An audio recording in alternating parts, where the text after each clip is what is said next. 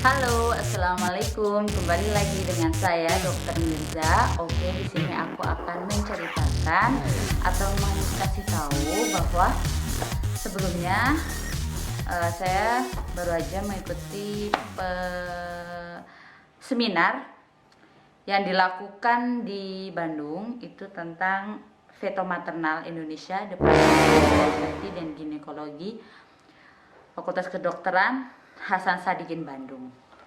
Nah, yang saya akan jelaskan di sini adalah cara mengenali risiko keguguran berulang. Keguguran adalah kejadian kegagalan kehamilan yang ditandai dengan kematian janin atau ekspulsi janin yang sudah meninggal, itu dengan usia kehamilan kurang dari 20 minggu dan berat badannya janin itu kurang dari 500 gram atau ya. Apa saja penyebab dari keguguran berulang?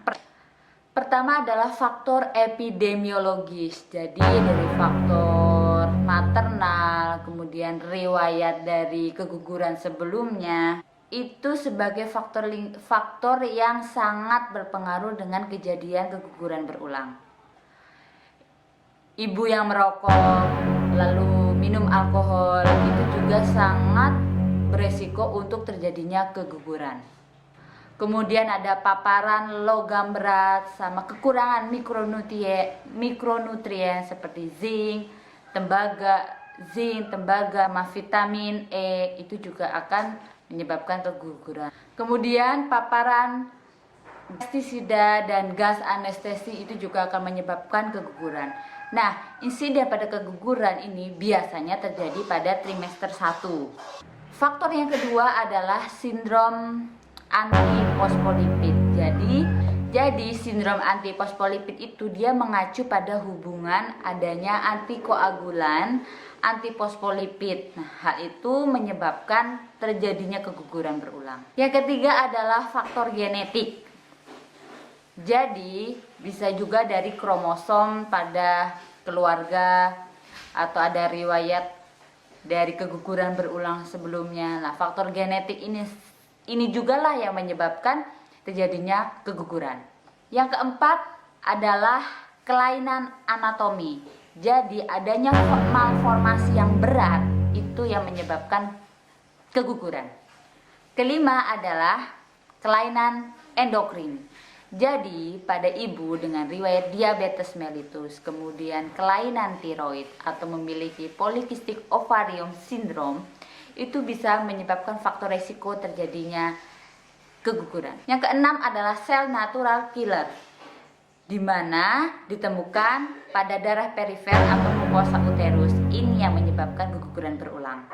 Yang ketujuh adalah sitokin. Sitokin adalah molekuler yang terdapat pada sel imun.